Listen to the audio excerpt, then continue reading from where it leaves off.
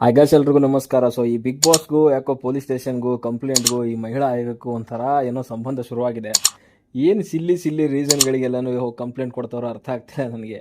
ಅಲ್ಲ, ಕಾನೂನುಗಳಿರುವಂಥದ್ದು ಸರಿಯಾದ ರೀತಿಯಲ್ಲಿ ಅದನ್ನು ಬಳಸ್ಕೊಳ್ಳೋದಕ್ಕೆ, ಈ ರೀತಿಯಲ್ಲಿ ದುರುಪಯೋಗ ಪಡಿಸ್ಕೊಳ್ಳೋದಕ್ಕಲ್ಲ, ತಮ್ಮ ತೆವಲಿಗೆ ತಮ್ಮ ಪ್ರಚಾರಕ್ಕೆ, ಒಂದು ರೀತಿಯಲ್ಲಿ ತಮ್ಮ ಬೇಳೆಗಳನ್ನ ಬೇಯಿಸ್ಕೊಳ್ಳೋದಕ್ಕೆ. ಸೊ ಸುಮ್ಮನೆ ಚಿಕ್ಕ ಚಿಕ್ಕ ವಿಷಯಗಳಿಗೆ ತೊಗೊಂಡೋಗಿ ಪೊಲೀಸ್ ಕಂಪ್ಲೇಂಟ್ ಕೊಡುವಂಥದ್ದು ಎಷ್ಟು ಸರಿ ಅಂತ ಅರ್ಥ ಆಗ್ತಿಲ್ಲ ನನಗೆ.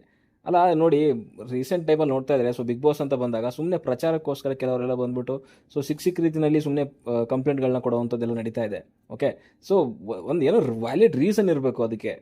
ಅಂದರೆ ಒಂದು ಬಲವಾದಂಥ ಒಂದು ಕಾರಣ ಇದ್ದು ಸೊ ಅದಕ್ಕೆ ಒಂದು ಕಂಪ್ಲೇಂಟ್ ಕೊಟ್ಟಿದ್ರೆ ಅಂದರೆ ಒಪ್ಕೊಳ್ಳೋಣ. ಆ ಗಿಲ್ಲಿ ನಟನ ವಿರುದ್ಧ ಮೊನ್ನೆ ಕಂಪ್ಲೇಂಟ್ ಕೊಟ್ಟರು, ಅವನೇನೋ ಬಟ್ಟೆಗಳನ್ನ ತೊಗೊಂಡೋಗಿಟ್ಟ, ಸೊ ಹಾಗೆ ಮಾಡ್ದ ಅನ್ನೋದಕ್ಕೋಸ್ಕರ ಕಂಪ್ಲೇಂಟ್ ಕೊಟ್ಟಿದ್ದಾರೆ. ಅದು ಬಟ್ಟೆ ತೊಗೊಂಡೋಗ್ಬಿಟ್ಟು ಅವನೇನು ಸುಟ್ಟಾಕಿಲ್ಲ, ಅವನು ತೊಗೊಂಡೋಗಲ್ಲಿ ಹೊರಗಡೆಗೆ ಕೆಳಗೆ ನೆಲದ ಮೇಲೆ ಇಟ್ಟಿದ್ದಾನೆ. ಅದು ಒಣಗಿರೋವಂಥ ನೆಲದ ಮೇಲೆ, ಹಸಿ ನೆಲದ ಮೇಲೂ ಅಲ್ಲ, ಅಷ್ಟಕ್ಕೆ ಕಂಪ್ಲೇಂಟ್ ಕೊಡುವಂಥದ್ದು ಅಲ್ಲ. ಅಂಥ ವಿಚಾರ ಏನಾಗಿದೆ ಇಲ್ಲಿ? ಬಿಗ್ ಬಾಸ್ ಒಳಗಡೆ ನೋಡ್ಕೊತಿದ್ದಾರೆ, ಅವ್ರ ಟೀಮ್ ಇದೆ, ಪ್ರತಿಯೊಂದು ಲೀಗಲ್ ಟೀಮ್ ಎಲ್ಲ ಇರುತ್ತೆ. ಅದನ್ನೆಲ್ಲ ಬಿಟ್ಬಿಟ್ಟು ಸುಮ್ಮನೆ ತಮ್ಮ ಒಂದು ಹೆಸರುಗಳಿಗೋಸ್ಕರ ಈ ಥರ ಕಂಪ್ಲೇಂಟ್ ಕೊಡುವಂಥದ್ದು ಎಷ್ಟು ಸರಿ? ಇವಾಗ ನೋಡಿ, ಇವಾಗ ಅಪ್ಡೇಟ್ ಬರ್ತಾ ಇದೆ, ಸುದೀಪ್ ಅವ್ರ ಮೇಲೆ, ಅಶ್ವಿನಿ ಅವ್ರ ಮೇಲೆ, ಜೊತೆಗೆ ಅಲ್ಲಿ ರಿಷಾ ಅವ್ರ ಮೇಲೆ ಕಂಪ್ಲೇಂಟ್ ಕೊಟ್ಟಿದ್ದಾರಂತೆ. ಸುದೀಪ್ ಅವ್ರ ಮೇಲೆ ಏನಕ್ಕೆ ಕೊಟ್ಟಿದ್ದಾರೆ ಅಂದರೆ ಕೇಳಿದ್ರೆ, ಅಲ್ಲಿ ರಕ್ಷಿತಾ ವಿರುದ್ಧ ಸೊ ಪಿತ್ತ ನೆತ್ತಿಗಿರುತ್ತೆ ಅಂದಿದ್ದಕ್ಕೆ ಅಷ್ಟಕ್ಕೇ ಹೋಗ್ಬಿಟ್ಟು ಮಹಿಳಾ ಆಯೋಗಕ್ಕೆ ಕಂಪ್ಲೇಂಟ್ ಕೊಟ್ಟಿದ್ದಾರಂತೆ. ರೀ, ನಿಮ್ಗೆ ಏನಾದರೂ ಮಾನ ಮರ್ಯಾದೆ ಇದೆ? ಯಾರು ಕೊಟ್ಟಿದ್ದಾರೆ? ಅಲ್ಲ, ಅದು ಅಂದರೆ ಏನು ತಪ್ಪಿದೆ? ಅಷ್ಟು ಅಂದರೆ ಏನು ತಪ್ಪಾಗುತ್ತೆ? ಹಾಂ, ಅವ್ರು ಕ್ವಶನ್ ಏನೋ ಕೇಳಿರ್ತಾರೆ ಸುದೀಪ್ ಸರು, ಅದಕ್ಕೆ ಅರ್ಥ ಮಾಡ್ಕೊಡೋಕೆ ಸರಿಯಾಗಿ ಅರ್ಥ ಮಾಡ್ಕೊಂಡು ಉತ್ತರ ಕೊಟ್ಟರೆ ಮುಗ್ದೋಗುತ್ತೆ. ತಿರುಗಿಸಿ ಅವ್ರಿಗೆ ಕ್ವಶನ್ ಕೇಳಿದ್ರೆ ಅದಕ್ಕಿಂತ ಹಿಂದೆ ಇನ್ನೊಂದು ಘಟನೆ ಆಗಿರುತ್ತೆ, ಅದ್ರದ್ದೊಂದು ಸ್ವಲ್ಪ ಅವ್ರಿಗೆ ಕೋಪ ಇರುತ್ತೆ. ಸೊ ಅದಕ್ಕೆ ಒಂದು ಮಾತಾಡಿದ್ದಾರೆ, ಅದಕ್ಕೆ ಒಂದು ದೊಡ್ಡ ಮಟ್ಟದಲ್ಲಿ ತೊಗೊಂಡೋಗಿ ಅವ್ರು ಹಂಗಂದ್ರು ಇವ್ರು ಹಂಗಂದ್ರು ಅದು ಕಂಪ್ಲೇಂಟ್ ಕೊಡುವಂಥದ್ದು ಏನಾಗಿದೆ ಅಲ್ಲಿ? ಇಷ್ಟು ದಿನ ಎಲ್ಲಿದ್ರಿ ಅವರೆಲ್ಲನೂ? ಆ ರಾಜ್ಯದಲ್ಲಿ ಎಂತೆಂಥ ಘಟನೆಗಳಾಗ್ತಿದ್ದಾವೆ, ಎಷ್ಟೆಷ್ಟು ಹೆಣ್ಮಕ್ಳಿಗೆ ಅನ್ಯಾಯ ಆಗ್ತಿದೆ, ಎಷ್ಟೆಷ್ಟು ಗಂಡು ಮಕ್ಕಳಿಗೆ ಅನ್ಯಾಯ ಆಗ್ತಿದೆ, ಅದ್ರ ಬಗ್ಗೆ ವಾಯ್ಸ್ ರೈಸ್ ಮಾಡೋಕ್ಕೆ ತಾಕತ್ತಿಲ್ವಾ? ಯಾವುದೋ ಒಂದು ಶೋ ನಡೀತಾ ಇದೆ, ಸೊ ಇದರಲ್ಲಿ ಏನೋ ಪ್ರಚಾರ ಸಿಗುತ್ತೆ ಅಂತ ಹೇಳ್ಬಿಟ್ಟು, ಟಿ ವಿನಲ್ಲಿ ಬರುತ್ತೆ ಅಂತ ಹೇಳ್ಬಿಟ್ಟು ಈ ಥರ ಮಾಡುವಂಥದ್ದು. ಒಂದು ಸುದೀಪ್ ಸರ್ ಮೇಲೆ ಕಂಪ್ಲೇಂಟ್ ಕೊಟ್ಟಿದ್ದಾರೆ, ರಕ್ಷಿತಾಗೆ ಪಿತ್ತ ನೆತ್ತಿಗಿರುತ್ತೆ ಅನ್ನೋ ರೀತಿಯಲ್ಲಿ ಹೇಳಿದ್ದಕ್ಕೆ.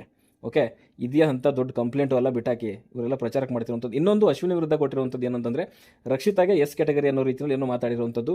ಸೊ ಅದರಲ್ಲಿ ಇವಾಗ ಏನೋ ಶೆಡ್ಯೂಲ್ ಕಾಸ್ಟು ಅದು ಇದು ಅಂತೆಲ್ಲ ತೊಗೊಂಡು ಬರ್ತಿದ್ದಾರೆ. ಸೊ ಅದು ಏನು ಹೇಳಿದ್ದಾರೆ ಅಂತ ಅಲ್ಲಿ ಅಶ್ವಿನಿ ಅವ್ರು ಕ್ಲಾರಿಫೈ ಮಾಡಬೇಕಾಗುತ್ತೆ. ಇದೇನು ಕೇಸ್ ನಿಲ್ಲಲ್ಲ ಬಿಟ್ಟಾಕಿ, ಯಾಕೆಂದರೆ ಅವರು ಕ್ಲಿಯರಾಗಿ ಏನು ಹೇಳಿಲ್ಲ. ಸೊ ಎಸ್ ಅಂದರೆ ಏನು ಅನ್ನೋವಂಥದ್ದು ಅವ್ರು ಏನು ಬೇಕಾದರೂ ಅದನ್ನು ತಿರುಗಿಸ್ಬೋದು. ಓಕೆ, ಸೊ ಇದನ್ನು ಬಿಗ್ ಬಾಸ್ ಅವ್ರು ನೋಡ್ಕೊತಾರೆ. ಇದು ಆಗ ಆಲ್ರೆಡಿ ಒಂದು 2-3 ವಾರ ಆಗಿದೆ, ಅದು ತಪ್ಪೇ ಒಪ್ಕೊತೀನಿ. ಬಟ್ ಕಂಪ್ಲೇಂಟ್ ಕೊಟ್ಟು ಇದು ಮಾಡೋ ಅಷ್ಟೊತ್ತೆಲ್ಲ ಏನು ಬೇಕಿಲ್ಲ ಅಂತ ನನಗನ್ಸುತ್ತೆ. ಅವ್ರು ಬೇಕು ಅಂದರೆ ರಕ್ಷಿತಾ ಅಥವಾ ಅವ್ರ ಫ್ಯಾಮಿಲಿ ಅವ್ರು ಪಡ್ಕೊತಾರೆ. ರಿಷಾದ್ ಬಂದ್ಬಿಟ್ಟು ಗಿಲ್ಲಿಗೆ ಹೊಡೆದಿರುವಂಥದ್ದನ್ನು ಕಂಪ್ಲೇಂಟ್ ಕೊಟ್ಟಿದ್ದಾರಂತೆ. ಒಬ್ಬರು ಹೇಳ್ತಾರೆ ಬಟ್ಟೆ ತೊಗೊಂಡೋಗಿಟ್ಟಿರುವಂಥದ್ದು, ಗಿಲ್ಲಿ ಮೇಲೆ ಕಂಪ್ಲೇಂಟ್ ಕೊಡ್ತಾರೆ. ಇನ್ನೊಬ್ಬರು ಬರ್ತಾರೆ ಗಿಲ್ಲಿಗೆ ಹೊಡೆದಿರುವಂಥದ್ದು, ಸೊ ಅಲ್ಲಿ ರಿಷಾ ಮೇಲೆ ಕೊಡ್ತಾರೆ. ಆಮೇಲೆ ಕಂಪ್ಲೇಂಟ್ ಕಾಪಿನಲ್ಲಿ ಬರ್ದವ್ರೆ, ನೆಟ್ಟಿಗೆ ಹೆಸರು ಬರ್ದಿಲ್ಲ, ರಿಷಿಕಾ ಅಂತ ಬರ್ದವ್ರೆ. ಅದು ರಿಷಿಕಾ ಅಲ್ಲ, ರಿಷಾ ಗೌಡ. ಅದು ಇವರಿಗೆ ಕರೆಕ್ಟಾಗಿ ಗೊತ್ತಿಲ್ಲ ಬಿಗ್ ಬಾಸ್ ಮನೆ ಒಳಗೆ ಏನೇನು ನಡೆದಿದೆ ಏನೇನು ನಡೆದಿಲ್ಲ ಅಂತ. ಯಾರ್ಯಾರು ಕಂಪ್ಲೇಂಟ್ ಕಾಪಿಗಳಿದ್ದಾವೆ ತೆಗೆದು ನೋಡಿ ನೀವು, ಅದರಲ್ಲಿ ಒಂದು ಮಿಸ್ಟೇಕ್ಸ್ ಇದ್ದೇ ಇರುತ್ತೆ. ಯಾರ್ಯಾರಿಗೆ ಹೊಡೆದವ್ರೆ, ಯಾರ ಹೆಸರೇನು, ಅವ್ರ ಹೆಸರೇನು, ಏನೂ ಇಲ್ಲ, ಸುಮ್ಮನೆ ಕೊಡಬೇಕು ಅಷ್ಟೇ. ಯಾಕೆ ಹೇಳಿ, ಮೀಡಿಯಾದಲ್ಲಿ ಹೆಸರು ಬರುತ್ತಲ್ಲ, ಅದು ಬಿಟ್ಟರೆ ಇನ್ನೆಂಥದ್ದು ಇಲ್ಲ. ಎಲ್ಲ ನೋಡ್ತಾ ಇದ್ರೆ ಬೇಜಾರಾಗುತ್ತೆ. ಬೇಜಾರು ಅನ್ನೋದಕ್ಕಿಂತ ಕಾನೂನುಗಳನ್ನು, ಆ ಒಂದು ಸಂಸ್ಥೆಗಳನ್ನು ಸೊ ಒಂದು ರೀತಿಯಲ್ಲಿ ಕೆಟ್ಟದಾಗಿ ನಡ್ಸ್ಕೊತಿದ್ದಾರೆ ಅಂತ ಅನ್ಸುತ್ತಪ್ಪ ಅಷ್ಟೇ. ಅದು ಬಿಟ್ಟರೆ ನಾನು ಏನೇ ಹೇಳಲಿಕ್ಕೆ ಹೋಗಲ್ಲ, ಇದೇನು ದೊಡ್ಡ ವಿಚಾರನಲ್ಲ.